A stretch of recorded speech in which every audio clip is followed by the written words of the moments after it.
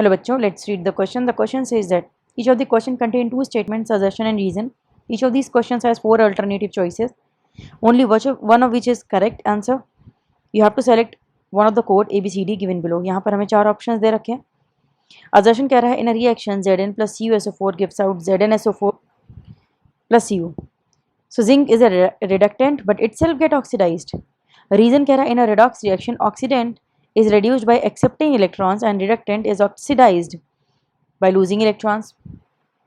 So की concept जो use हुआ है इस क्वेश्चन को करने के लिए वो है ऑक्सीडेशन एंड रिडक्शन. अब यहां पर हम देखेंगे कि जो ऑक्सीडाइजिंग एजेंट होता है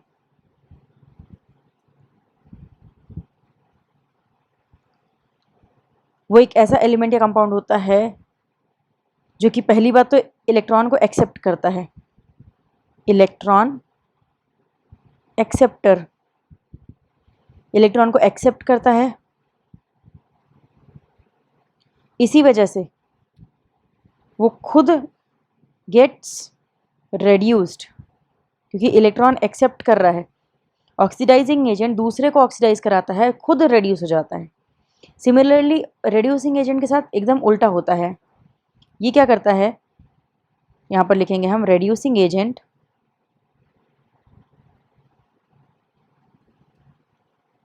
रिलीजेस इलेक्ट्रॉन गेट्स ऑक्सीडाइज्ड. अब रेड्यूसिंग एजेंट इसका जस्ट उल्टा करता है. ये इलेक्ट्रॉन को लूज करता है, खुद दूसरों को रेड्यूस कराता है. रेड्यूस का मतलब होता है इलेक्ट्रॉन को एक्सेप्ट करना, तो दूसरों को रेड्यूस करा रहा है. तो रेड्यूसिंग एजेंट दूसरों को रेड्यूस कराएगा, खुद इलेक्ट्रॉन छोड़ देगा. इलेक्ट्रॉन छोड़ने का मतलब होता है ऑक्सीडाइज होना, तो खुद ऑक्सीडाइज हो जाएगा, दूसरे को रेड्यूस करा देगा. अब हमें रिएक्शन दे रखी है असर्शन पार्ट में. यहां पर जिंक 0 स्टेट में था और कॉपर -2 स्टेट में था, सॉरी +2 स्टेट में था, सल्फेट -2 में था. लेकिन दूसरी तरफ देखेंगे तो जिंक -2 में हो गया है, कॉपर 0 में हो गया है. तो जिंक को देखा जाए तो उसने इलेक्ट्रॉन एक्सेप्ट किए हैं. अब इलेक्ट्रॉन एक्सेप्टर है यानी ऑक्सीडाइजिंग एजेंट हो गया. अब जिंक ऑक्सीडाइजिंग एजेंट हुआ, सो जिंक यहाँ पे इलेक्ट्रॉन लूज किया है क्योंकि 0 में था, लूज करके -2 में चला गया.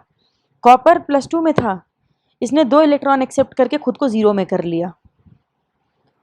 सो जिंक रिडक्टेंट था और इट सेल्फ गेट ऑक्सीडाइज्ड यानी इलेक्ट्रॉन लूज किया है. ऑक्सीडाइज मतलब होता है इलेक्ट्रॉन लूज करना या रिलीज करना. तो जिंक ने इलेक्ट्रॉन लूज किए, -2 में चला गया.